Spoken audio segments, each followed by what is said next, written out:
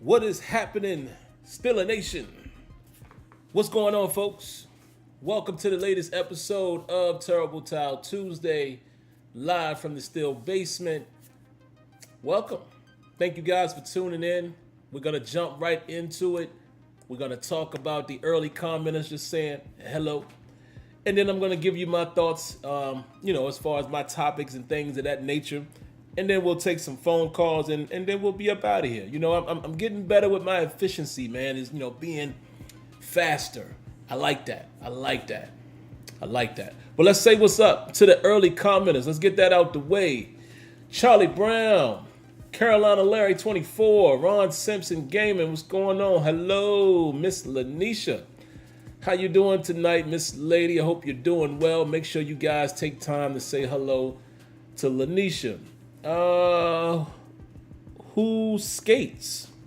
That's a new one. Cutboy 4112, Jersey Boy 70, Sun Moon 80, Joshua Shields. Who else is up in here? I missed one. Did I? Nope.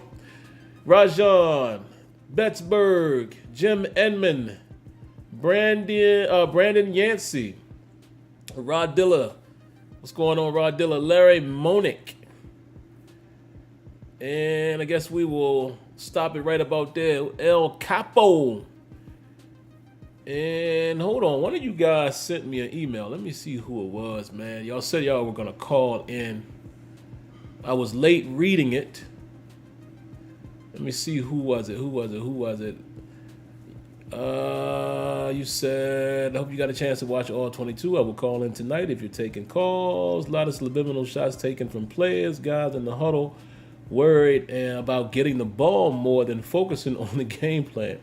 Some high school attitudes around the offense, shaking my head. Canada and lots of players on the offense at fault right now, period. All right. Yeah, I was hearing that as well. And, I'm sure you'll call in because you said you will. We're going to get into it. We're definitely going to talk about that, man. You guys see what I have in the thumbnail. Better yet, you see where I'm going with my title. And that's going to be the meat and potatoes of tonight's show.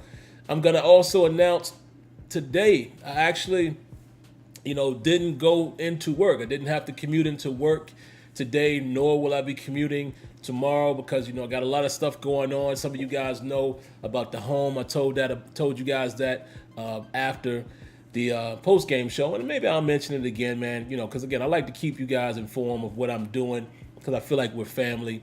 But yeah, I had an opportunity, man. I got the all 22. I did get it relatively late, though. And, they're still a little late on it, the NFL, but I was able to go through it, chopped up quite a bit of plays, and the all 22 footage for you guys who are members of the channel will be available tonight following this show. So once the show is over, I will hit go. You guys will be able to see it. But it allowed me to see a lot of things about Mitch Trubisky that I will talk about here tonight. And again, it all comes down to, when you're able to watch film. That's why I just don't make these hasty judgments, knee-jerk reactions. Some of you guys, you do it and sometimes you end up being right. It's never about me being right or wrong. It's just my process. When I watch the film, I can really tell what's going on. Also, we saw something in regards to Naji Harris on film. So we'll talk about that too. So basically what we're going to get into tonight, let me give you guys the heads up. I actually have this in the, I had it in my notes. I had injuries, but I'm not really sure who's injured because I didn't really get a report on that today from Mike Tomlin. So, I guess we'll see later on in the week who might show up on the injury report. Somebody did get an injury. He said somebody was day-to-day, but I missed the name.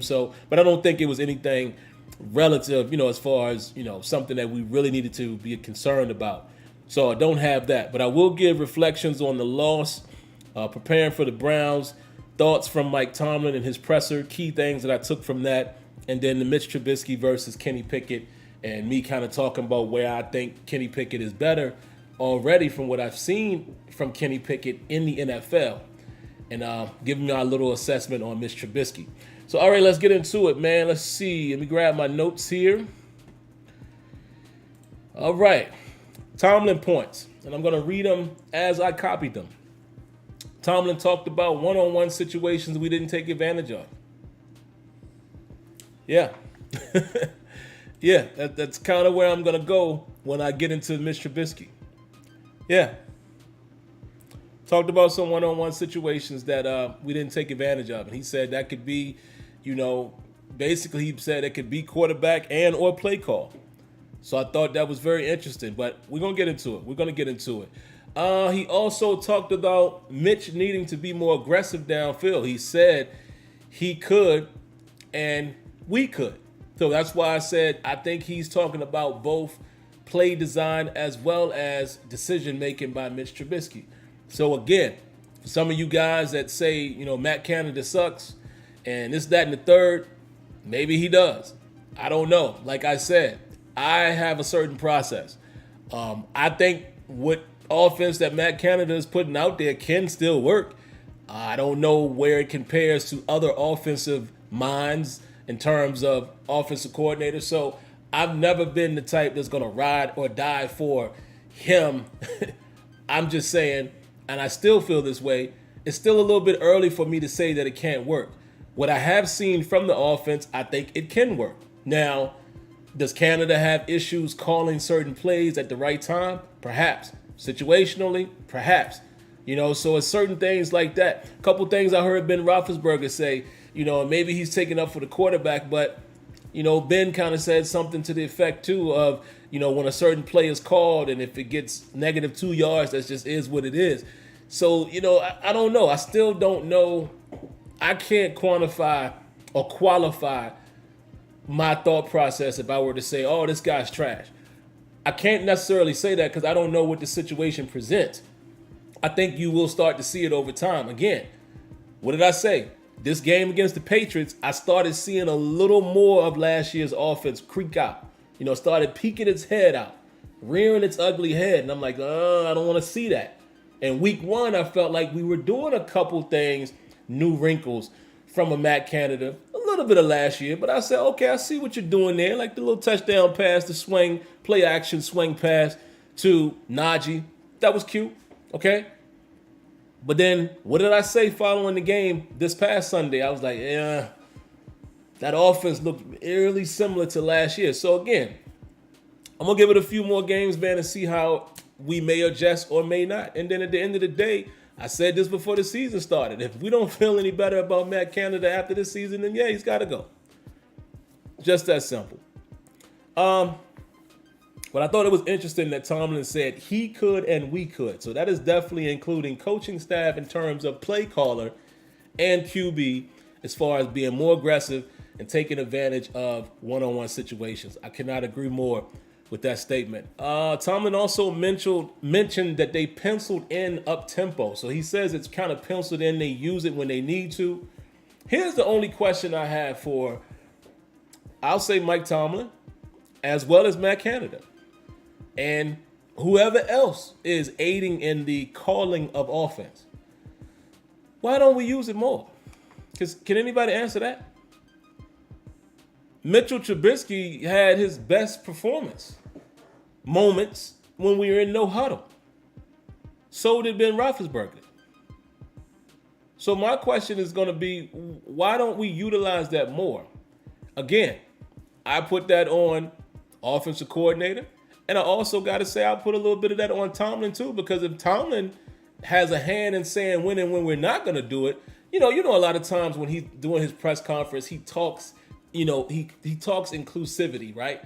But I know he allows his coaches to coach. That's why I can't always say what part of, people don't want to put everything on him. People want to put everything on Tomlin when it goes wrong. But then when it goes right, nobody has anything to say. Like, I haven't heard one person, not one, so far this season. It's only been 2 games, but I haven't heard anybody give Tomlin credit for the defense. Most of y'all have said, man, Terrell Austin got him playing well, which is great. Brian Flores got him playing well, which is great.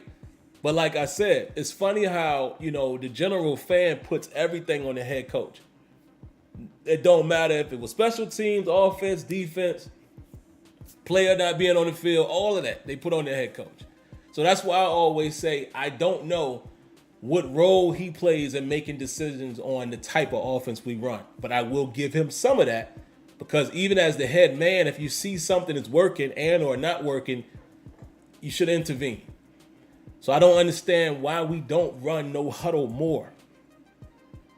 It seemed to be working. Or it seems to be where Mitch Trubisky was the most comfortable on Sunday. So I don't know. I don't know why we don't do up-tempo more than that, man. I really don't. I really don't. Let's see. What else do I have on my notes in terms of Tomlin? He mentioned the buff punt. This was interesting. Levi Wallace, I believe, is the guy who was not on the field, so we did not have 11 on the field. I think Alex Kazor called that out yesterday, maybe. Those guys get the all-22 way earlier than I do. So, side note, if anyone is watching this show and you guys know how to get all-22 extremely fast, please put your boy on. I would love to have it on Monday as opposed to Tuesday. I would love to have it the following day. It took forever for me to get it today, but whatever. And by the way, the NFL, it's still just not what it used to be a couple years ago. Why is it so messy now? There's a way that I did find a way that you can go to individual plays, but the way you got to get to them is weird. Yeah, man. I don't know. And they separated the camera angles, so I don't know, man. It's just weird. It's just weird. But anyway, mentioned that Levi Wallace, and I don't know if Tomlin said his name specifically, but apparently it was Levi Wallace. Like I said, Alex Kazor pointed that out. He said every other time of the game he was out there. This particular time he was not. We only had 10 guys on the field. But why that's important, I thought something else that he said was Gunner, the returner, is responsible for counting the men, number one. And if there's not 11, if you can't get a timeout or what have you, I'm adding that to it because he said that he's also responsible for fair catching when it's not 11. So me adding these words to it, I would assume if you only count 10 and you can't get a timeout or whatever, then to fair catch it. Olszewski did neither one of those things.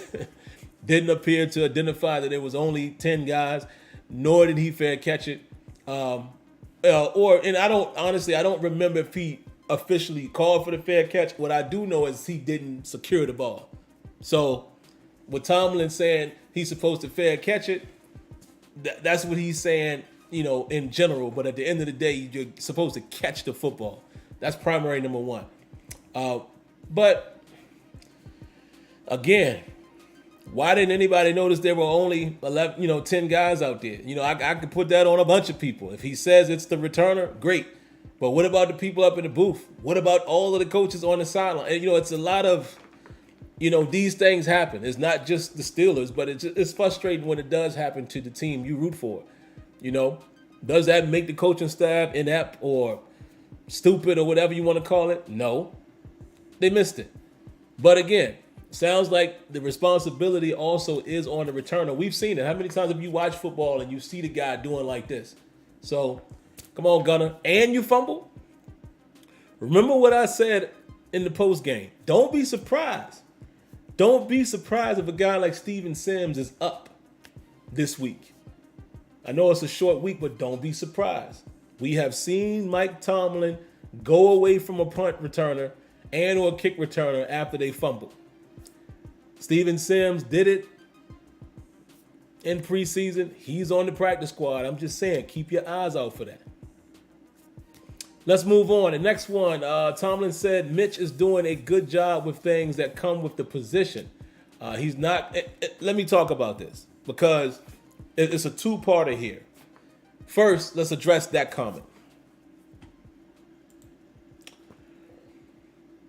Why do you guys fall for it every time? Why? Some of you are probably saying, what am I talking about? Why do y'all fall for the bait? Y'all fall for the low-hanging fruit, if you will. Because I saw people talking. People even left comments on my channel saying, oh, he said he did a great job. What is he looking at? He must be stupid. Da-da-da. Guys, do y'all really think that the head coach is going to sit up there and trash the quarterback? When have y'all seen that happen? I want you to name me one. And if there is one or two out there, it's very far and few in between. When is a head coach, a good head coach, I might add, in the duration of the league, when are they going to sit up there in the press conference and dog their starting quarterback to the media? So why do y'all take the cheese every time? You guys hang on every word and you don't use no critical thinking. I don't understand this. It's funny. When I'm here live, I can talk about it, but I don't get into the because I'm just not gonna waste my time. But this is a show. Sometimes y'all want to hear how I really feel. I don't believe that y'all fall for the cheese every time, man. Every time. He's not gonna tell you that. Matter of fact, if you don't believe me, Tomlin has said it himself. Ryan Clark also said it. Did you see the interview on the Pivot? When they talked about how you dictate what the media does, you dictate what they can say about you and how much you give them. So he's telling you right there, he's never going to tell you the real. And why do you expect as a fan that you're going to get that in that setting? Leads me to my next point. He was asked, did he hear Still a Nation chant for Kenny Pickett? Tomlin said, I didn't hear that. I'm too busy. Got things to do. Boy, I wish I could pull up I could if I wanted to, but I'm not. I could pull up comments on my last video right now showing you somebody going in about that. Do you think, again, and actually I did comment on that one and I said, okay, do you think Bill Belichick would do that? Do you think Bill Belichick would stand in the press conference and say, sure, I heard him calling for such and such. Yeah, maybe we should do that. Yeah, I'm with them. Stop, man. Stop. I don't understand these expectations that us fan base have, thinking that we're going to get every little detail. You're not. But, it's funny. It's actually entertaining when I watch these things. Because, again, I'm sure it doesn't just happen with the Steelers fan base. It's just, again, some fans think they're obligated to know every detail. It's probably one of the same reasons why we'll never be on Hard Knocks.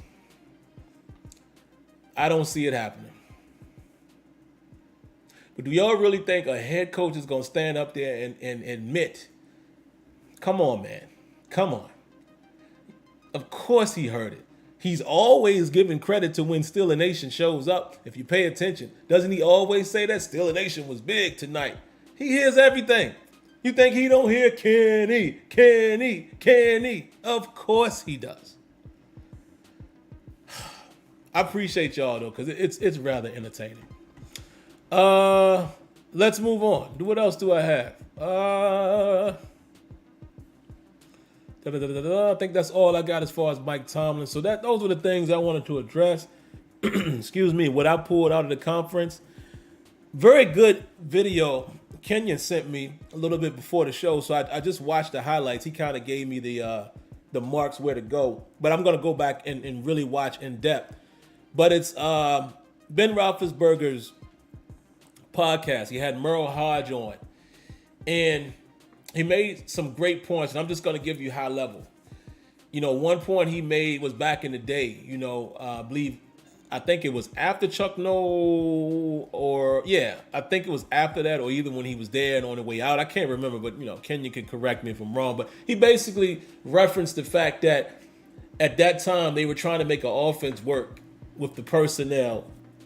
The personnel that they had didn't fit the offense. It just wasn't ever going to work. And this particular guy, he was saying Smurf, was, hard set on doing it this way or no way, and it just didn't work. So then he gave credit to Bill Cowher and how Bill Cowher came in and, changed some things, and, you started to see positive progression. What I wanted to take from that is that Matt Canada? Does the system perhaps not work? I don't know. Maybe. But like I said, if I just study some of the plays, I think this offense can be productive. It's going to require Matt Canada, however, to call a productive game. That's number one. But when I look at all of the plays that he seems to have in the toolbox and the talent that we have, I think it can work. But again, I think Matt Canada's problem right now to me is more so the play call selection and when he does it, as opposed to saying that these guys don't fit the scheme. But I understand, from what Merle was saying, it could be that too. You never know. I honestly would sit here and tell you that I can't outright say that. Some of y'all, I'm sure in the chat, are going to say it doesn't because of this and that. Okay, now, if you've been able to identify it that closely, I'll give you all the praise and congrats to you. But I can't outright say that these players and the skill sets that they have wouldn't fit the scheme.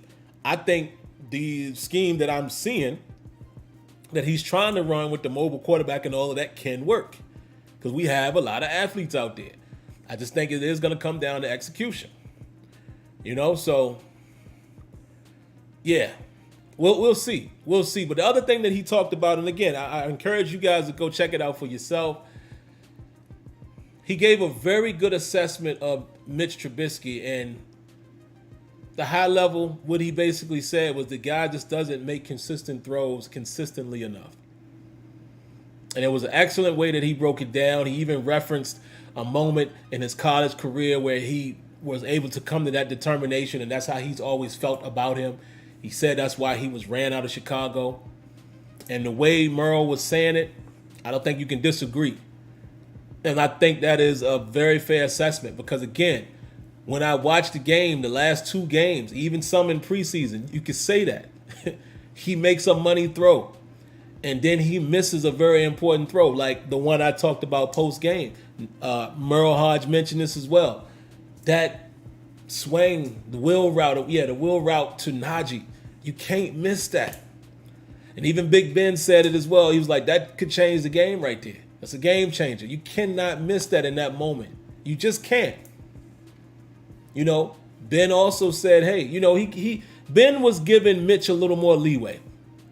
He was saying, I've seen great QBs, miss guys. And he said, he referenced Aaron Rodgers, how Aaron Rodgers missed some, throws out there this past weekend. But he was like, you do kind of have to agree. Those are the moments. Because Merle kept saying in the NFL, those are the moments. You have to make those moments count.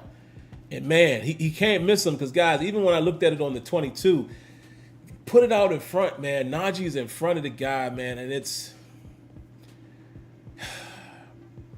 and I'm telling you, on the all-22, there's so many opportunities that Mitch had, man. It's not even funny. But – yeah, he's just not consistent enough, man. And real quick, speaking of Naji, and you guys that will see the All-22 will see this as well. And I think it was Trey Essex that posted it on Twitter, and then I watched it for myself. Man, the very first run of the game, Naji missed the hole by a wide margin.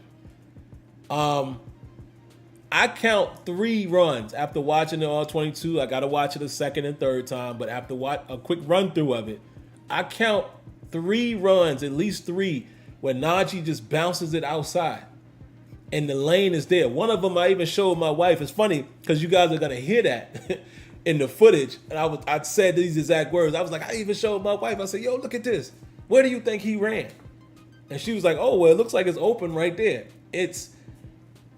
And here's the part, guys. A lot of times when you hear me say, I always look at a football game in a lot of components. Player execution, play calling, situational football. It's so many different components. Because here's the thing. A lot of you guys will watch that game and see those type of runs and say, oh, ain't no blocking. We ain't got no blocking. Well, in fact, the hole is there. And matter of fact, on that particular play alone, my man Daniels is getting up to the second level to take on number 30. For you guys who see it, you'll see it. If he's going there, but Naji bounces it outside. I mean, the hole is wide open. And, I'm not saying Naji's not a good running back. I think Naji's a dog. I think he's a heck of an athlete. But Last year we talked about that a little bit. Sometimes he bounces it, and Tomlin even mentioned it. Ben mentioned it. So I don't know if it's in Naji's head in terms of maybe he doesn't trust the line, or is he trying to get out? Remember when you used to play like Little League and it was always that one kid that was fast and he just wants to bounce outside? Maybe he has a little bit of that. And I know y'all coming with the, see, that's why we shouldn't have drafted him. People are already saying that. I'm telling you. It's so amazing how the different fan bases, like how we as a fan group, how different our opinions are or perceptions are. In no way, shape, or form do I think Naji Harris was a bad pick. Do you want to debate drafting a running back in the first round? Sure, we could do that all day. No, I don't think we needed to go running back in the first round. But I knew the Steelers would. I knew they was going to draft a talent like that. But bottom line, listen, every player makes mistakes. Hopefully Naji can look at the film and get better for that, from that. Because if I saw it, coaching staff saw it, running backs coach saw it. So, but yeah, you'll see it, guys, when I post that for you guys who are members of the channel. Clean, man. And again, it's at least 3 of those. We got a donation. Round of applause to C.T. Pittman.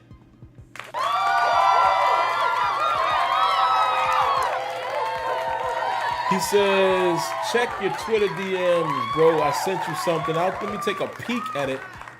But, if it's something relatively lengthy, then I'll have to catch it later. Now, here's the problem. I don't know what your name is on Twitter, and I'm going to be open and honest. A lot of people I don't respond to on Twitter because I don't know who it is, and I got so many DMs. Man, I can show y'all. It's so many of these messages that I just can't, man. I can't get caught up answering each and every message. I'm just being honest and being real. I very rarely check DMs, so if you can let me know what your name is, I'll take a look at it. But yeah, that's my quick assessment there on Naji. But let's get to Mitch and where I think Kenny Pickett is better than him already. Watching the All-22, Mitch Trubisky has a couple problems. One is the obvious one. Everybody want to call him check down king. He does check it down at times. He doesn't need to check it down. He does. But on top of that, which kind of goes along with that maybe, from what I saw in this Patriots game, it seems like he's locked in on his target. You know how we talk about him going to Deontay Johnson a lot, which he does, but it ain't just Johnson. Sometimes Mitch is so focused on where he's going. He did it with Freiermuth a few times.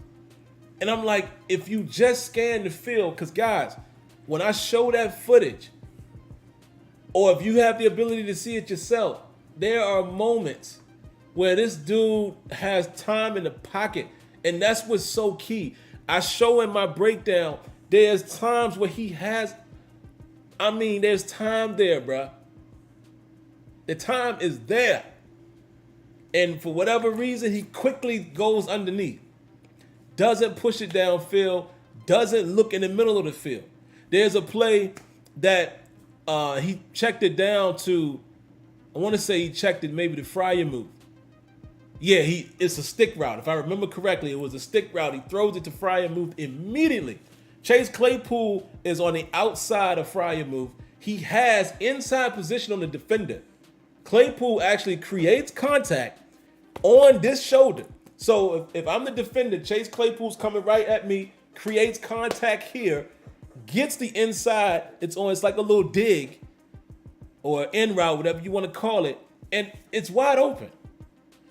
But Trubisky he does this. He looks at Freiermuth, and as soon as he turns and sticks, throws it. And I'm like, dude, look.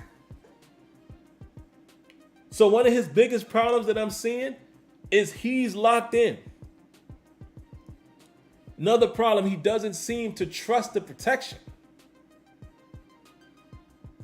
And the third problem, he's not reading the progression of the play. Not necessarily progressions in terms of going through progression 1, 2, 3, 4. No, the progression of the routes. and how they're about to come open. There was plays, man. George Pickens. I don't even think I showed this one in the 22, but you guys remember this one early on in the game when George Pickens is wide open. The cornerback is like 8-9 yards off of him. Just throw it to him really quick. Let him do his thing in a one-on-one. He probably wins that battle. Quick pass to him. Remember how Ben used to just throw it out quick to AB, throw it out quick to Deontay? When the corner is off that far, and he's right there. Right there. Corner is, dog, I'm not even exaggerating, 8-9 yards off. Instead, he throws it, tries to go where he wants to go from the jump. He doesn't see it. There are plays, man, where Pickens is about to come free down the middle of the field. There was one where Deontay Johnson won right off the line. I think it was Deontay. It might have been Pickens, because sometimes it's hard to see on the 22. And I know they interchange a lot. You know, usually you can identify who's the X and all of that, but they interchange positions. So I can't always say it's who I think it is. But I mean, had a step on him. Had like 2 steps on him on a straight fly. And Trubisky's looking that way, but doesn't even throw it. He throws it short. There's a action play where he steps into the pocket. He had enough time to drop like a 5-step drop and step up. And he still doesn't see the over route is coming open. There was a one-on-one situation, I think the gunner in the red zone. Like we were like 10 yards out. And he could throw it to the pylon. Well, maybe about 20 yards out.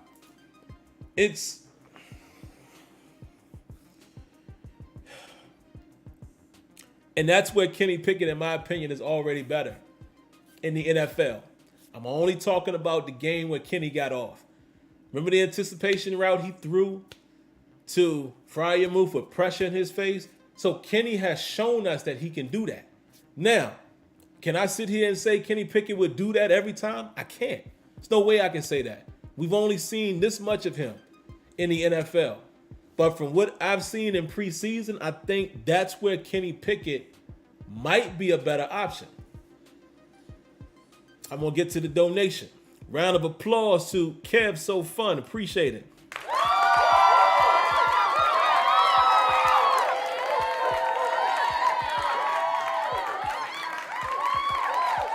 Kev So Fun says, Sim, I don't get the QB play, and Canada play calling is awful. We have no chance on Thursday, and I was never a Mitch guy. He is who he is. Listen, let me say this again, guys. I'm not ready to say the play calling is terrible yet, because I'm telling you, some of y'all might change your opinion a little bit when you see the 22. Now, granted, he's not calling great plays at the right time, but there are plays that are out there, and our receivers are winning. They're one-on-ones. You even heard Tomlin said it. So it's like, can I all the way say it's the play calling in certain situations, or is it the QB? And let's not get it twisted. I've never been a Mitch guy either. I just had been saying, hey, he's playing good in preseason. Let's see what he can do. If he can continue to play, we can continue to develop Kenny Pickett. But I've been very firm in saying if this dude ain't playing well, and especially after seeing this film, yeah, that seat is to me, the seat should be getting a little warm, because Trubisky is just, dog, I'm telling y'all, you'll see it. So for all of you guys who said Trubisky ain't it, I have nothing to say, because now I saw with my own 2 eyes on this particular film. Like, whoa. It's glaring. It's glaring. So we'll see what happens. I don't expect Kenny Pickett to play Thursday. You know, it's a short week. But what I will say for you guys who are Kenny Pickett fans, I'm willing to bet this now that I think we might actually see him sooner than later if Mitch Trubisky continues to play this way. We might see Kenny way sooner than you guys may have expected. So, round of applause to Carmichael the Guru. Appreciate the donation.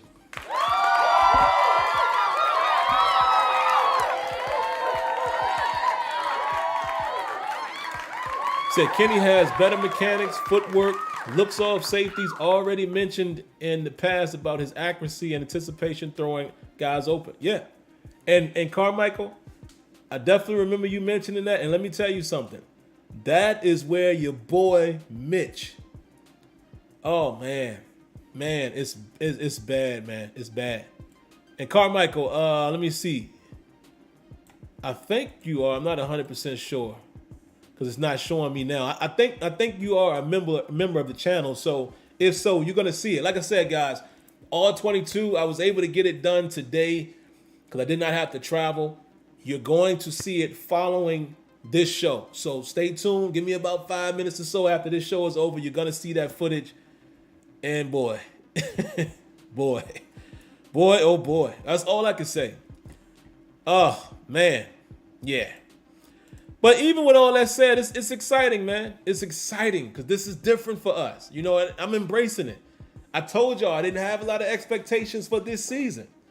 So, you know, I'm taking it for what it is. The Steelers are in a situation where they have to find who's going to be the man.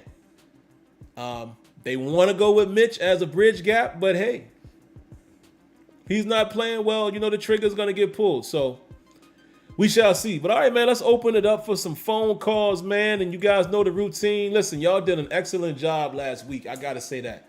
Y'all did phenomenal last week with the timing. Let's keep that up. If you guys can be short with the calls, I can be short with the replies. All right? So let's do it. First up, who we got here? Let me pull it up here. Let me turn up the browser to make sure I can hear you guys just fine. All right, first up, area code 443. What you got for us? What's good, Sim? Happy Tuesday to everybody, man. And congratulations on the new endeavors with you and the family and your new home moving forward, man. I hope everything work out. Real quick, though, man. Thank you, brother. Everything I pretty much was about to say as far as, for sure, man, for sure. But you hit everything I was about to say as far as Mitch Trubisky and the All-22. I seen him get good at that. He missed what could have been 3 potential touchdown passes. One to Claypool, one to Pickett, one to Deontay. But Mitch is a problem, man. It ain't going to work with him. But also, Matt Canada is a problem. And why do I say that? Mm-hmm. I'm going to send you an article, man, from your boy Alex Pazor, who you also follow and speak highly about. And in this article, he talks about he talks about Canada's offense. I'm break it down to you real quick, and I'm going to get out of your hair, man. Canada ran a Yankee / post concept 3 times. Same down the distance. He ran a shovel pass option 3 times. Same down the distance. He ran a 2x2, number 2 out on the field twice. Pretty much same down the distance. He ran an RPO draw, ran twice, same down the distance. He ran a play action / wheel, ran twice, same down the distance in the same formations. Everything I'm saying is in the same formations. He did a rollout on a speed out, ran twice. Second down the long, pretty much same formation, same down the distance. He ran a mesh option, ran twice. Both for 4 to 5 yards. Same concept, same down the distance. He ran a dagger concept, ran it twice. 3-by-1 formation. Each time they was in the same formation, but it was a different down the distance on that one. So Matt Canada is a simple dude, man, that's trying to make everything simple. He was cool in college, man. He's just not good for the NFL, man, and it is what it is. Have a good night. Man, excellent call. I really appreciate that. I'm going to throw a round of applause.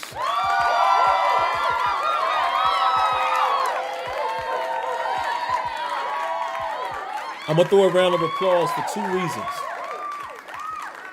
First, to Alex Kazor for doing that. And second, for you bringing that to the show and giving us some of that information. Excellent. And thank you to guys like Steelers Depot who have time to do all of that. I always tell y'all, I don't have time to do all of that. I know football like that too. But y'all see, I get to 22 late. I don't have time to do all of the charting and all of that as a 9-to-5 worker. And this is why I always tell y'all, hey, man, make sure you get some of that, analytical stuff. Go over there. I don't think anybody does it better than Steelers Depot. Shout outs to them. Alex watches the show from time to time. But here's the thing. Reason why I appreciate you bringing that up, those are facts. Y'all got me? Those are facts. I appreciate stuff like that because those are things that we can look at and say, oh, yeah, that's pretty bad. As opposed to people that just say, oh, he sucks. I don't respect that. And I don't mean that literally like I wouldn't respect you. I'm just saying it figuratively. I don't respect when people just say, oh, he's trash. Anybody. I'm talking, not just Canada. Oh, he's trash. Oh, he's trash. Oh, he sucks. Or, oh, that game sucks. Now I'm talking about video games. But I like to hit it meat. Give me the reason why. I love opinions and I love facts. And what my man just said there from Alex, by way of Alex Kazor, if that is the case, those are things you can look at week by week by week and say, that was bad play calling because of X, Y, and Z. Not just because you're a highlight watcher and you think a play didn't work. You see what I'm saying? So great stuff. Let's keep it moving. Oh, wait a minute. We got a donation. Round of applause to Pino P.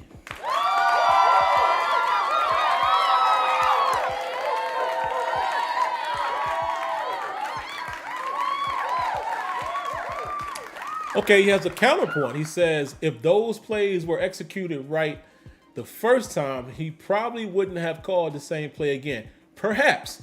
So let me give you a point that goes along with your point.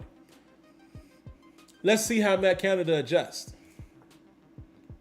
If we're able to report that again, if Alex Kazor and the crew is able to report those type of things again week by week by week, then it's Matt Canada.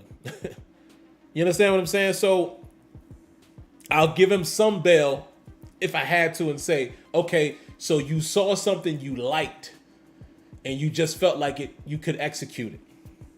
But if you're doing this, if this is the pattern, then we got a problem. Let's keep it moving. Next caller in the queue is, let me get to it, area code 951. What you got for us? Hey, this is Pittsburgh out of Cali. Thanks for taking the call. Hey, so just a quick comment. I'll make it quick, man. I agree with you, man. I was watching the film as well, and it just seemed like there was plenty of plays where receivers were open, and he just didn't get the ball there. You know what I mean? And that's a game breaker. And the number one reason why I say that is because, I was talking to my buddy about this the other day. If you really look across the NFL, I know it's debatable, but I think the Steelers could have one of the most lethal, deadliest wide receiver core out there in the NFL, to be honest with you.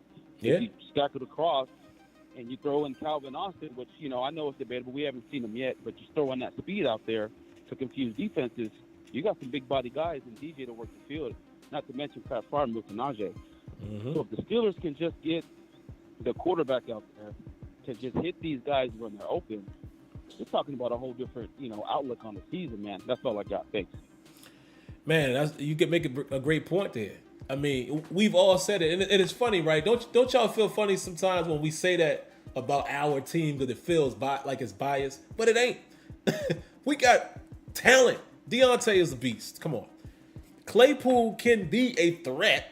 I don't know if I'm going to say he's a beast, but his body type, and now he's getting a lot of targets and he's catching the ball. He could be a threat in that slot. George Pickens, we've already seen that this kid has the potential to just be a monster and make some wonderful catches, unbelievable catches. Pat Fryer move is going to be a problem in the middle of the field. And then, like you said, get Calvin Austin involved with the speed. So imagine putting Calvin Austin on the outside, letting him run a flat pattern like a clear out, and you got work underneath. Come on, man. Come on. They could be lethal. And maybe that's what Kenny Pickett will bring is the fact that he's not tentative. Maybe a guy out there slinging it, making rookie mistakes might allow us to make some bigger plays. So it's a lot to pay attention to, man, but appreciate the call. I couldn't disagree at all. Next up, area code 651. What you got for us? What's up with you, Sam?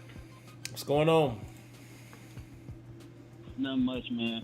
I'm going to try to get this out as quick as possible, but I can't hold myself, man. This was ridiculous. Like, I was at the game, and Deontay was cooking whoever that was guarding. I mean, just cooking and never saw the ball. It's like, I think Mitch got a little too much pressure on him. He knows this is his last chance. If he falls on his face this year, it's over with for him. Nobody's going to bring him as a starter quarterback, maybe not even a backup. And I think he's so gun-shy because he's seeing it. I even saw a play where he dumped it off short. No way he's going to get the first down. But you can see when he threw it, it was just like a give up. Like, why even throw that? You know, and you can't say, and I hate to hear people say, oh, we don't drop enough plays, passing plays for deep routes. Most of the plays have an option. It's whether you take it or not. And he never takes it. Like, it's like he's so afraid of making a mistake that he's killing us either way. You know, with Kenny, you saw in their last preseason game, which he did play against some of the ones. I think that was their game. And a lot of people say he didn't play against the ones. He actually did. He throws with anticipation, like he's throwing where you're going, not where you're at, which Mitch won't do. He's going to throw it at you when you're wide open, which you probably never will be in the NFL. He got that rattlesnake quick. Even on a check down, it's quick enough for you to make a move and do something with it, not as a last resort. It's like he has control of the offense, and the longer he works on that, the better this guy's going to get. Like, you can see the difference in that control. With Naji's an instinct runner. I feel like he's missing a lot of holes because he missed a lot of time. He's not used to how this new O-line blocks. He'll get better. It takes a couple of weeks. You go back to Le'Veon Bell when he messed his knee up that year and he came back a couple of weeks late. That instinct was different because you rarely ever see Le'Veon Bell take a full-on hit unless he's trying to run you over. But he got clocked a few times early in that season until he got that timing back together. So that's one of the biggest things. And the last thing for me, man, is Canada. One big issue I got with him is third and short. Why don't we have more movement with Trubisky where he has an option to run or pass? Because that's the whole point of bringing him in here. I thought that was the reason we brought him here. But even with that, Trubisky will not run. He won't run. If he does run, he runs into the lineman. Like, he refuses to run on third and short. I'm like, man, this is what you're here for. Just do that. And Canada, you got to do a better job of designing something for him to have that option. So that's all I got, man. Thanks. Man, great points there, man. I don't think it's a whole lot I have to rehash. I definitely like that last one. Third and short. I want to see more creativity, man. More, like you said, more options. Inside, zone read or, read option or RPO, something. Something to get him on the move. Remember when I kept saying in preseason, it looks like we're going to get the pocket on the move? And we're doing it a little bit, but I don't feel like we're doing it as much as we were showcasing in preseason. But yeah, give him a few more options. Give him an option to run or pass, And like Tomlin said in his presser, it's not like he's going to install a triple option or anything. And we ain't asking for that. Just something more than just, all right, we know what the Steelers about to do.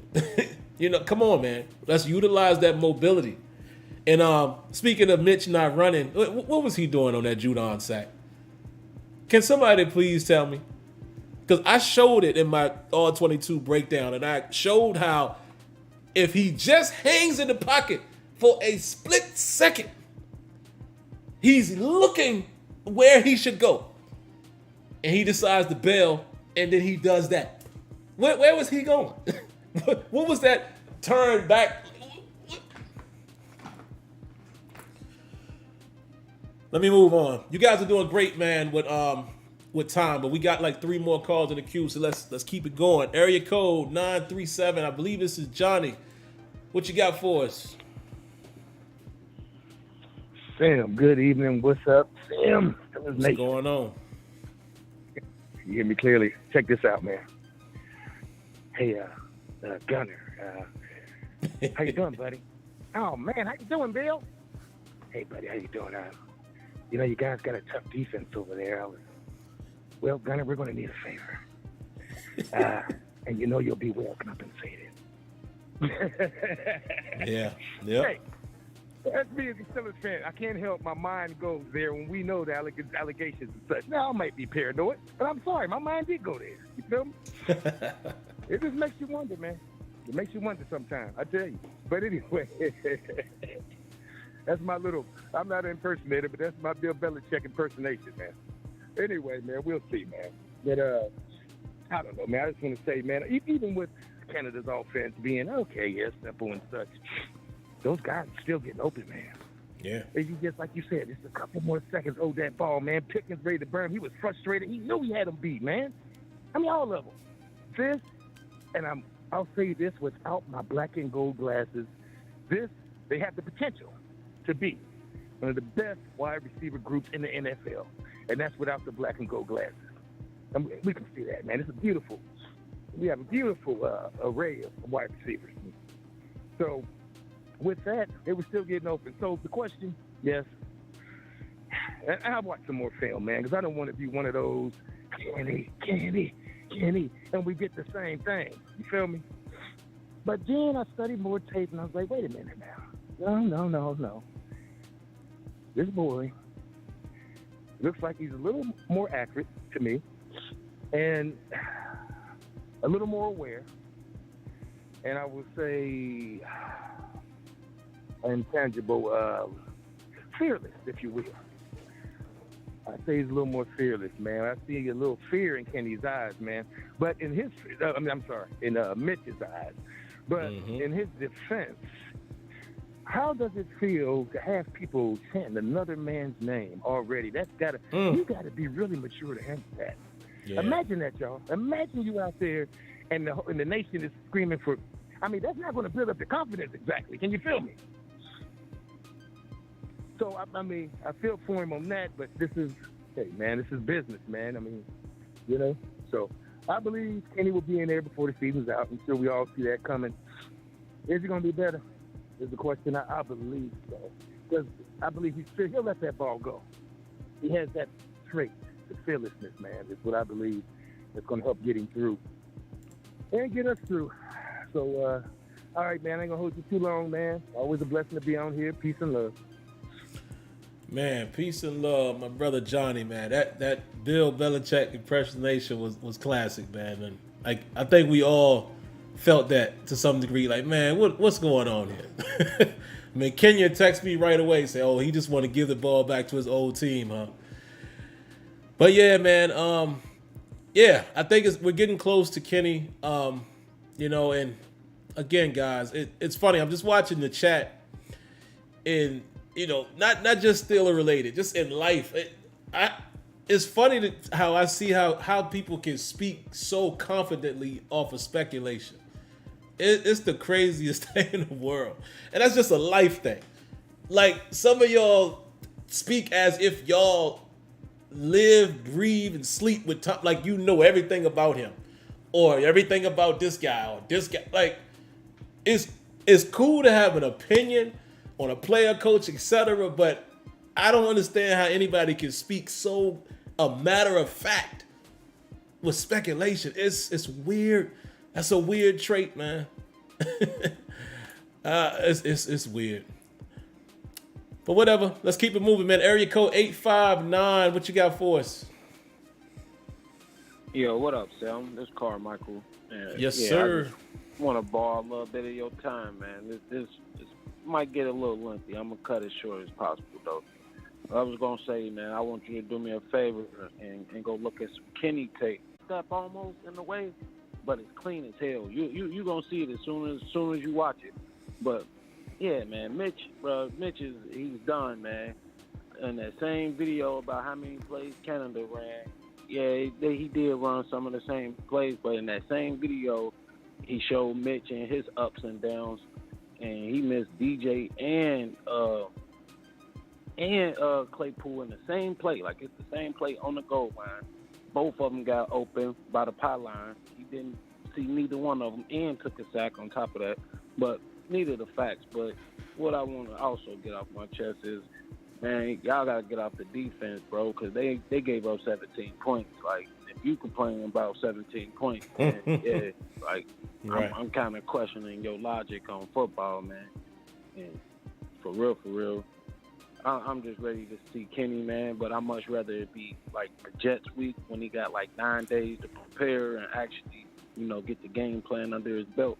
But this offense is designed to hit players in stride where they can make a play after the catch. It's not I can't explain it, but that's what the design is. It's more like a Tua-esque. You hit the guys in motion while they running, and they can make a small game into a big game. But that's all I wanted to say, bro. Peace out. Man, Carmichael, appreciate the call like always. And yeah, man, It was evident. It was clear. And guys, it's weird, man. I don't know why the stream went out for a second. It gave me an alert. I use OBS. It says OBS disconnected, reconnecting. It has nothing to do with my my connection. I get over 1,000 megabytes per second. So, and I'm hardwired. Technology, what you're gonna do? So hopefully we're back good. I know some of you guys said the call was a little choppy. So I won't be able to rehash it, but he was basically kind of just saying the same thing, man. There was plenty of opportunities where he saw guys open and Mitch missed them. Definitely there were times when it seems like that Canada was recalling some of the same plays. So, he said he's ready to see Kenny as well, and we'll see. He did allude to the fact that he'd rather see him getting ready for a more longer length of time than just playing Thursday. I know some people ready for him to get in there on Thursday. But we'll see. We'll see. Now that we're back good, let's go ahead and grab the next call. Looks like we have 2 left in the queue. Area code 336. What you got for us? Hey, what's up, man? This is your boy Darius Graves, man. Port Live, Steelers Nation, Charlotte, North Carolina. And, man, look here, man. I'm about to go in. I ain't going to hold the time up long, but we've diagnosed this Mitch situation. Mitch played football at the University of North Carolina, and he wasn't even the starter the 4 years he was there. He lost the starting job the 3 years he was there, and he kind of backed into a starting position when he came in as a senior. Tar Heels weighed 8-4 the previous year. When he comes in, we weigh 8-4. And Marquise Williams at the time took them to the ACC championship. It was I'm not sure about that draft class. I think Herbert and them was in that draft class, but he gets drafted first overall to the Chicago Bears.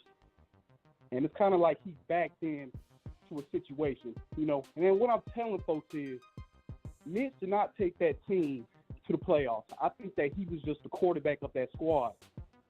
Understand, the Bears had a stout defense. Khalil Mack, Eddie Jackson. Then, on the offensive side, you had Tariq Cohen. I think Jordan Howard was running back. Allen Robinson, man, you had all those guys there. So I'm not understanding where Mitch was just this big-time quarterback. Okay, so and understand Matt Nagy's offense, yeah, we get that. So he goes to Buffalo, backs up Josh Allen. For you to go to Buffalo and you couldn't win the start, I understand this is Josh Allen we're talking about now.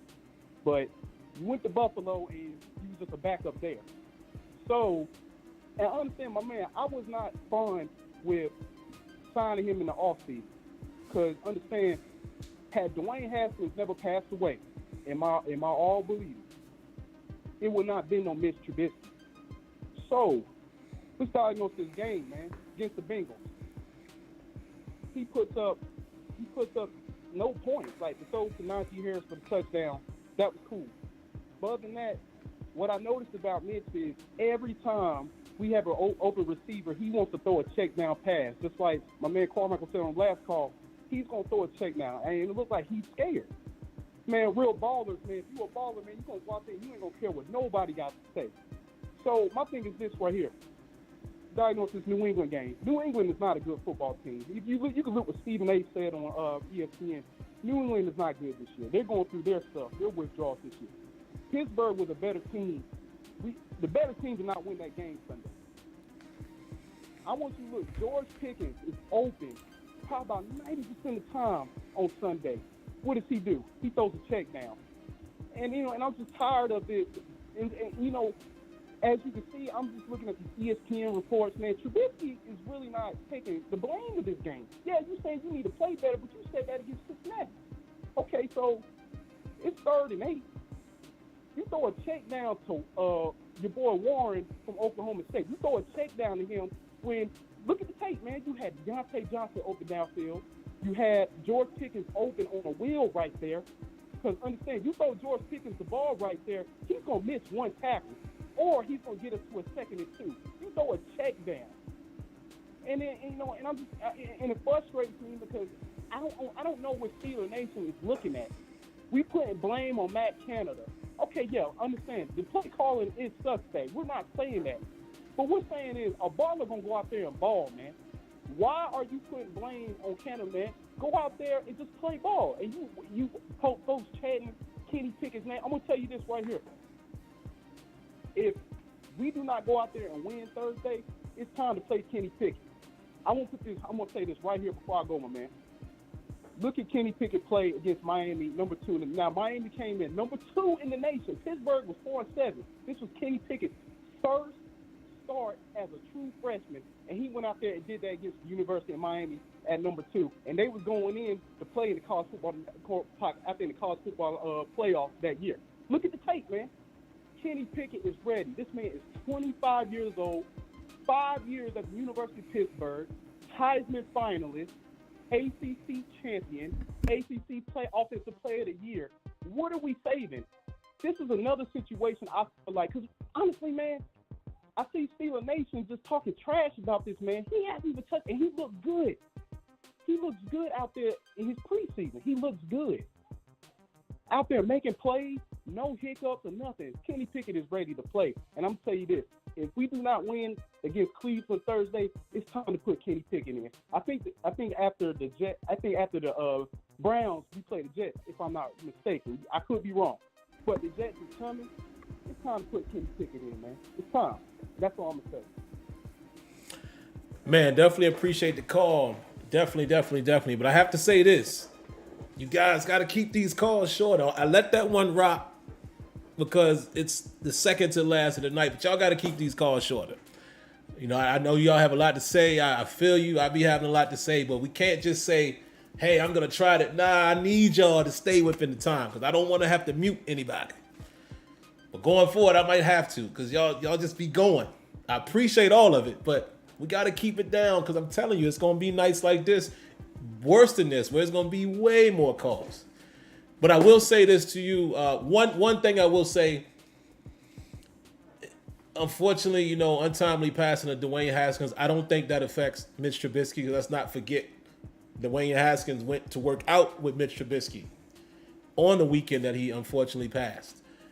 So that's not getting Mitch Trubisky off the roster. They're not going to pay that money that they paid him.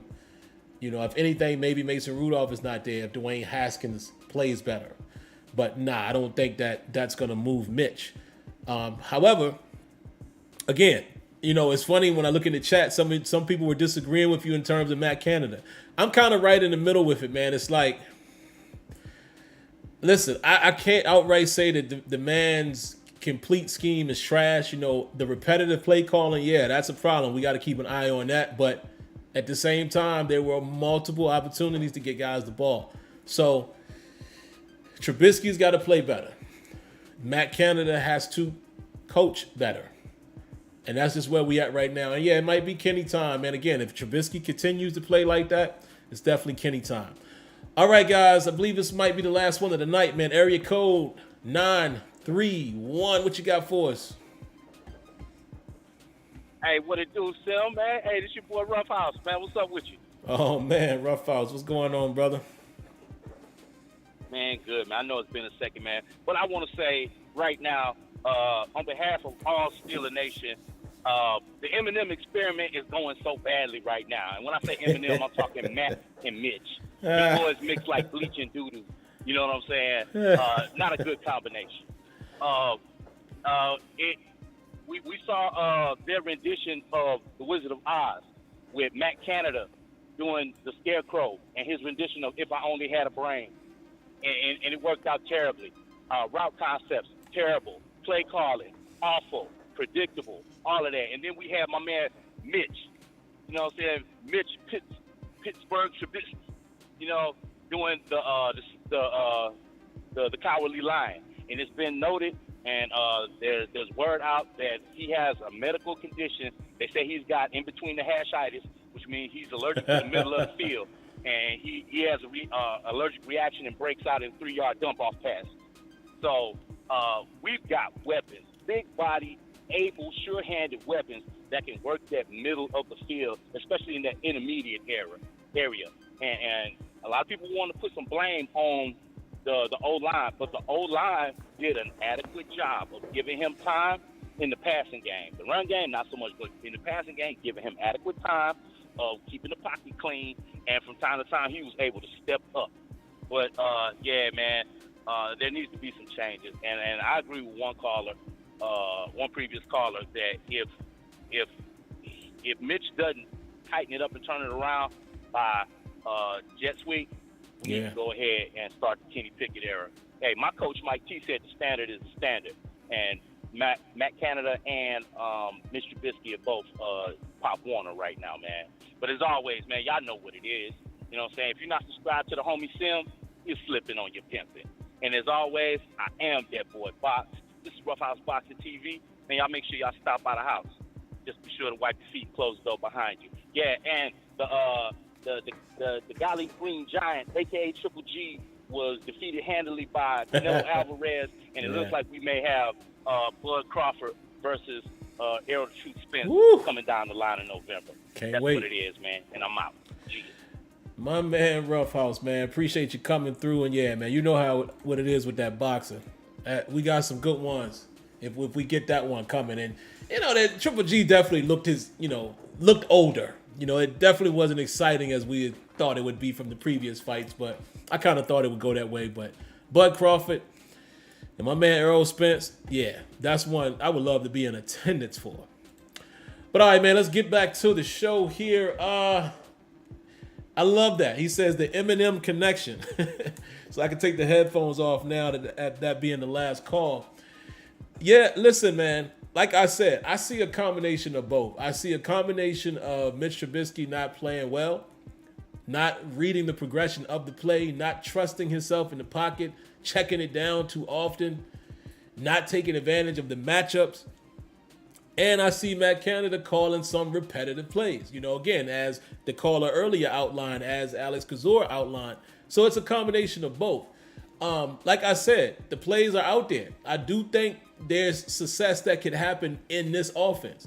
That doesn't mean that Matt Canada is great. It just means that there are plays to be had still, even with us having the issues we have with Matt Canada. But it's funny as I look at the chat, because guys, you know, some of y'all have not liked any of the offensive coordinators the last 10 years. So sometimes it's just funny to see how fast it's, oh, this guy sucks, this guy sucks, this guy sucks. I mean, Haley, Fichtner, Canada, I don't know. And this is Canada's second season as a coordinator. He was quarterback's coach before that, right? And again, what was weird to me is when we have dialogue. You see how all of the callers had great dialogue and I responded to them and we kept it even keel? What I don't understand about the chat sometimes, why is it always when you say something about a person, player or coach, why do y'all always use that quote unquote you're defending? Why? I don't get that. I saw somebody in here saying people defending. What defending? What are you talking about? Just because somebody feels their opinion is this and you feel your opinion is that, then you're defending? The show I referenced earlier when I talk about Merrill Hodge and Ben Roethlisberger, Ben and Merrill had different opinions on Mitch. And you saw how calmly the conversation went and how Merrill Hodge continued to just say, yeah, but this is how I feel about him. It was a discussion. I don't understand how some of you guys take your opinion so personal. We should just be in here dialoguing. We should be able to be like, no, I disagree with that. I think da-da-da-da. And you should come back at me and say, nah, but I kind of think da-da-da. And be like, all right, word. You know, and that's it. We move on. But it's weird sometimes how I see some of y'all behave in the chat, man. Like, I don't get it. I don't get it. Because, you know, none of you guys play for the team. None of you are coaching the team. None of you, I'm assuming, have made it to that level to coach and or play. So, come on. You know, how can you say who's right and who isn't? It's funny how some of y'all sitting here and act as if y'all know more than any coach on the coaching staff. That is truly amazing to me. But anyway, I just find that funny, man. Like I said, I like us to have a good time in here and debate, go back and forth. But I think sometimes, I'm not going to call on any names, but I think some of you guys get a little too personal, man. It's like, I don't want that type of energy over here. You know what I mean? I want us to all to just be able to talk, agree to disagree, and keep it moving. And just give our raw feelings and thoughts of Steeler Nation and the team. But that's it. We should be a family over here. All right? But let me see what y'all got, man. I'll give y'all a few minutes. We'll sit over here and chill and kick it for a few minutes, see what y'all got. Like I said, for you guys who are not only subscribed, but are actual channel members, that all 22 footage is coming your way following this show. So only those who are actual channel members will be able to see it. What we got? Sean McGuire says, saying someone knows more about something because they are in a certain position is a straw man garbage argument. Okay, well, that's how you feel. And again, see what I notice about you sometimes, Sean, you only take things at the surface. See, you got to read deeper into what I said. I'm not literally saying that. What I'm saying is these people are professionally doing what some of you may think you can do. So no, I'm not being so literal and saying, oh, this guy is a principal, and no way this guy down here who's just a teacher. I'm not saying that, fam. Come on. I'm not that surfaced. I'm a little more, a little more robust in nature. What I'm saying is we're all couch coaches, couch GMs, couch players. You might be a football wizard, and you might know more than any of them, but you're not doing it. That's the point I'm making. You know what I'm saying? That ain't a knock on anybody. I'm just saying that's the point I was trying to make. Not so surface level. Shout out to my man Carmichael. Round of applause for the donation. He says hit that like button. Yes. Hit the like button. There's a lot of people in here tonight, man. Somebody likes the channel, right? Let's see what else y'all got. Who skates? He says, I'm gonna get too upset until the midpoint of the season. Yeah, man, I feel you. It's a tough road we in right now. This is new, unfamiliar territory in terms of trying to figure out who the best quarterback is on that team. Wow. Patrick Shelton says, Kenny Pickett should start because he is a rookie. He needs to get practice so he can go. Yeah, I feel you on that to some degree, but you know how these NFL teams do, man. They always want to bring you along, and when a team feels like they have a veteran that can buy them some time, that's simply what they do. I mean, if you kind of look at the history, most of the time, unless the team drafted the quarterback because they have no other option, usually that guy doesn't play right away. Not saying I agree with it. I'm just saying that's kind of the way of the land, man. And honestly, it's probably more to it than what any of us will ever know. It seems obvious to us, but maybe there's other things outside of just the play. I don't know. Like, again, things that I don't know, I don't overly speculate on. That's just my personality. CT Pittman says, people can't agree to disagree anymore. I think COVID lockdown changed a lot of perspectives. Laugh out loud. I swear, man. I swear it's crazy, right? People be bugging. Miss Debbie, what's going on, Miss Debbie? Good to see you in here, man. Always see you late as far as your name. I never see it early, so I should have spoken to you a long time ago. Make sure everybody says hello to Debbie if you haven't. Debbie says, and she's speaking to Diane, she said, Diane, I honestly don't think Mason learned anything under Ben. Ben was selfish. He didn't want Mason to learn anything, but Mason deserves a shot to start. She says, hell, he's getting paid. Yeah, I don't disagree with that. And again, all right, somebody might take what Deb said there and says she's speculating, but no. Sometimes you can speculate when you have like education, like an educated guess. And you could use an educated guess by saying Ben didn't really want to show Mason Rudolph anything. We all could be wrong, but just look at how he responded when he got drafted. So that's more of an educated guess. Still acknowledging that none of us will ever know, but you know what I mean? You know, that one seemed a little evident, even though we could all be wrong. Who knows? Anthony Freeman says, better win these next two. Schedule gets brutal. Yeah, we're going to need them. And speaking of that, man, you know, I'll be real brief in saying this. Simply put, against Cleveland, we better stop the run. Stop the run. Make Jacoby Brissett have to beat us in the air. Play solid defense like we did, you know, these last two games. It's evident TJ Watt isn't out there, so we're going to have to generate some type of pressure. But yeah, stop the run. We're going to get tested. So we'll really be able to see whether or not the Steelers can keep a lid on it. But that is going to be critical.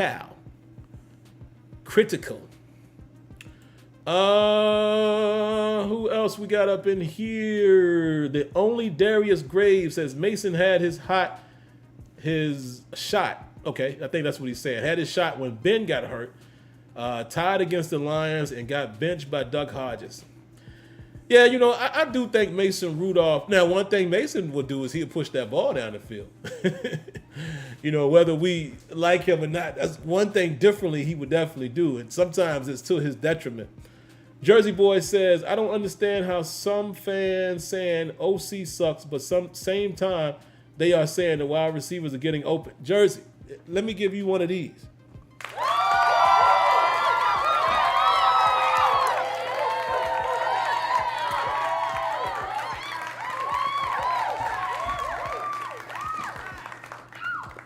I have the same question.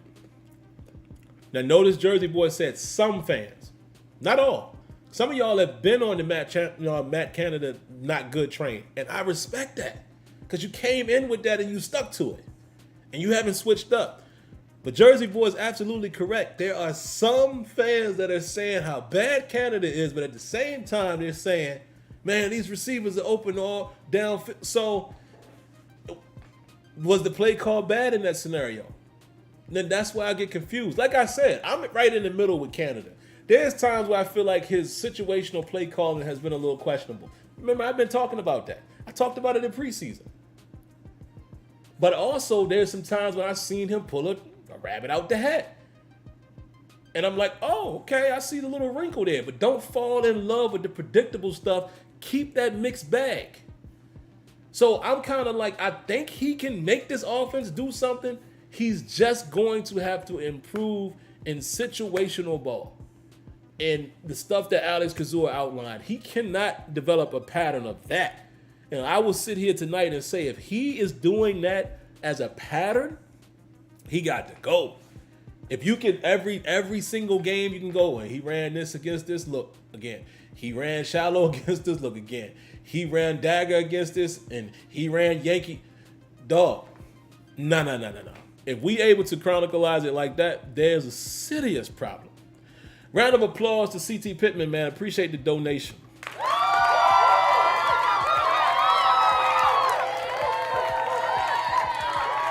Couldn't agree more. I think that's the most obvious for anybody to understand, even if you don't necessarily understand the X's and O's. If the offense continues to go 3 and out like they did on Sunday, this defense is not going to hold up. So I'm going to say that before this game even happens. Hopefully we're not talking about that.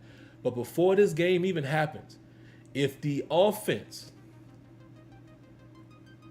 cannot sustain drives and they keep going 3 and out, I don't care how good our defense has been playing, no defense can hold all night. And that's just very simply put. My man Real Fact says, all I want to say is everybody calling for Pickett is that, remember, he is a rookie. He's going to have good and bad games. That is a fact. Real facts, pun intended. The mood I'm getting is Pickett will be a quick fix. Okay? I like that comment. I like that comment quite a bit. Quite a bit. Because you got to remember that. People will be after Kenny's head if he has a couple bad games. So, again, that's what I always be referring to when I say highlight watches. Some people they expect magic to happen every time. Sean McGuire says he wants to see number 93, so you want to see Mark Robinson. Yeah, I'm not opposed to seeing him in the game, but I will say this. Honestly, y'all want me to give an honest, unbiased opinion? I don't have much to say about Devin Bush and Miles Jack. I don't. In these last 2 games, there wasn't any glaring moments when I was like, oh, man, get Bush out of there. Definitely not Jack. Do I prefer to see Robert Spillane in a dime package? I do not. I don't know what's going on there. I don't know if the Steelers feel like he's the better cover guy or if he's better equipped to call the defense in dime, because I did notice Miles Jack had the green dot on when he was in the game. I don't know what that is, but honestly, if I could say this, I haven't seen in these two games where I need Mark Robinson to play. We thought we would be saying that because Devin Bush has fell off. I can't say that in the last two games. Would you guys agree with that? Would you guys agree with the fact that we can't really attribute anything to Bush and definitely not Jack in these last two games? And Loudermilk has been inactive. I'm not sure what that's been. Not sure what that's about. I don't know why he's been inactive. But maybe I'm off in my assessment. Neil Shanoy says Bush has looked comfortable and definitely agree with the take. Okay. If anybody disagree with the take, I'm just, again, this is just banter. This conversation. I want to hear some other opinions if you disagree. Tony Carlson says Spillane has done all right in the nickel so far this year, though. Yeah, Spillane hasn't done bad. I would say that. There was a play or two. Well, on the touchdown, they scored anyway. But there was a play where, he wasn't going to be able to cover the tight end. But Spillane hasn't done anything horrible that I can remember that stuck out on the film either. I'm just trying to figure out, why is he the dime backer? I'm trying to figure that out. Why is he in dime? Okay, Lagoon Tour says he disagrees. Okay, great. Please elaborate on that. You think Bush or Jack has been bad, and you would prefer to see Robinson?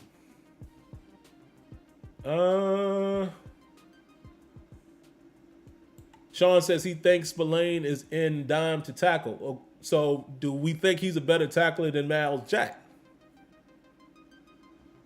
Tony Garson says, I would definitely rather see Jack. That's really what I'm saying. I'm trying to figure out, why is he in dime over Miles Jack? That is the question I wish I had the answer to. But instead of me saying, because the coaches don't know what they're doing, I'm going to respect and say they must know something I don't. There must be a reason. That's all I can say. I can have my opinion and say, man, I think Jack should be out there.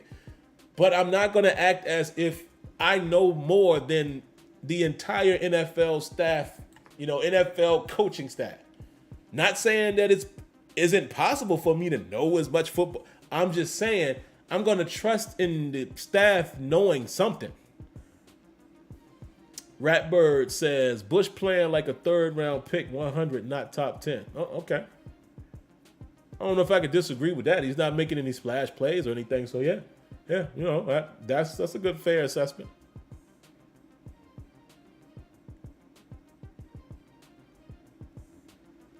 You said 41 is 51's alt. I don't know. I don't know if I can say that. I'm seeing Spillane come out in dime first. I'm just saying that he's coming out first. Lagoon says, no, laugh out loud. I was just kidding. Bush is not doing bad at all. He's looking good and only getting, I'm sure you're saying only getting better.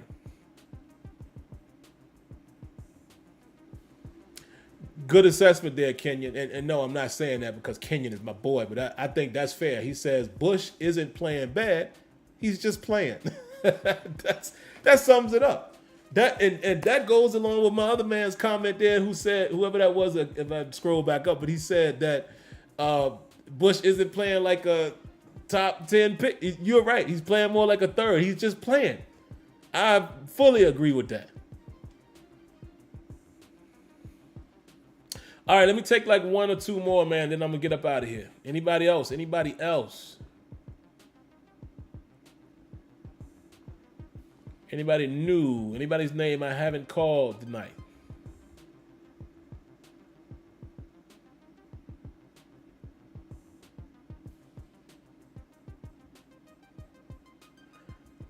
Sean, again, I disagree with that only because of what I've seen.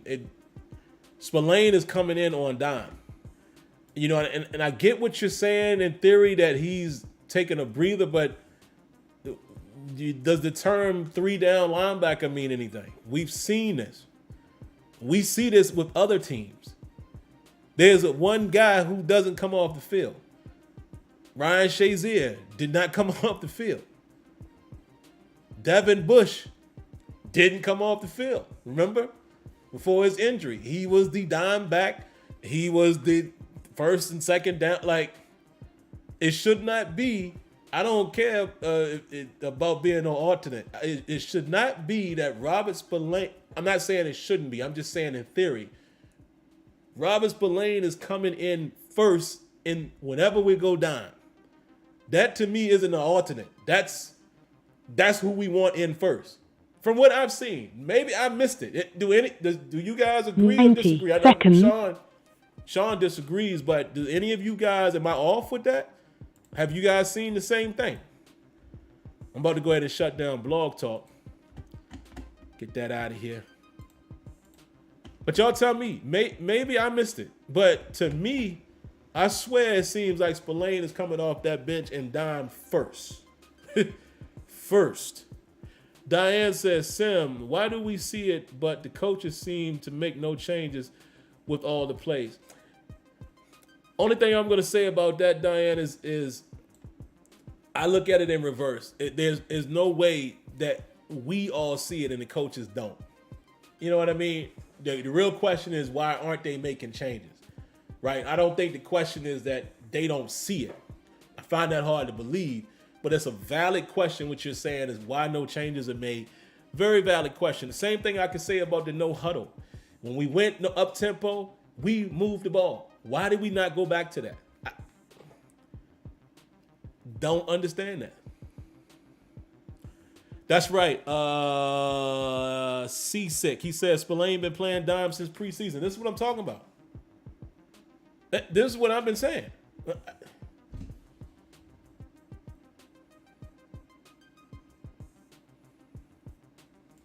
Yeah, Kenya says he thinks they like to play rotation just to play devil's advocate. Yeah, and I don't disagree with that, or do I disagree with Sean that they are rotating? But even with that being the case, Spillane is the first man up. I don't get it. Oh, Kenyon again says, I think Spillane has earned the dime linebacker position, but I agree that Jack should probably not come off the field and dime. Yeah, and that's the only question we're asking, folks. You know, and like I said, it's not. I'm not trying to be right or wrong. I'm just giving you guys what I've observed. No doubt they're rotating because they even rotate the nickel. But it seems to me that Spillane is the first time we go dime in any game this year so far. Spillane was the guy. That to me doesn't sound like alternate. That sounds like, yeah, all right, we're going to rotate, but we're going to start with him. That's my question. Why is it that Spillane is getting the start at dime out the gate? So that's all I want to know. I'm going to go ahead and get out of here, guys, but let me let y'all know how Thursday is going to go. I mentioned this to you after the show last Sunday. Excuse me. I actually will be traveling. Excuse me. I will be traveling Thursday. I'm going to leave it at that just in case someone is listening that doesn't know that, right? Because we're doing, it's a sort of a surprise. So we'll leave it out like that. So I don't want to say too much just in case the surprise gets spoiled. But I will be traveling. I think I will have an opportunity to somewhat still watch the game, even while traveling, if you understand how I'm traveling, right? With that being said, when I get to my destination, I plan to do a post-game show.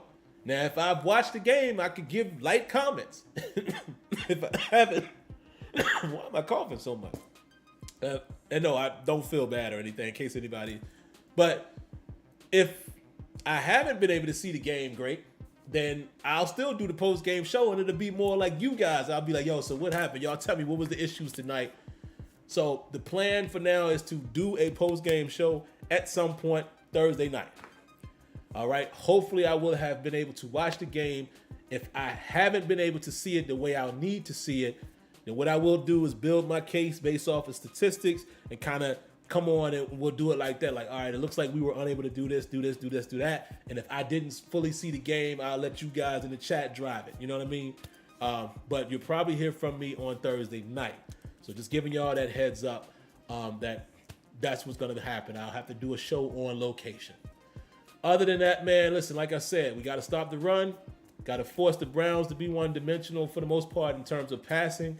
I think our defense is capable of hanging in there. It's all going to come down to what our offense can produce. If our offense does not produce points, if our offense is going 3 and out very often, I think we're going to see the same result that we saw this past Sunday with many teams.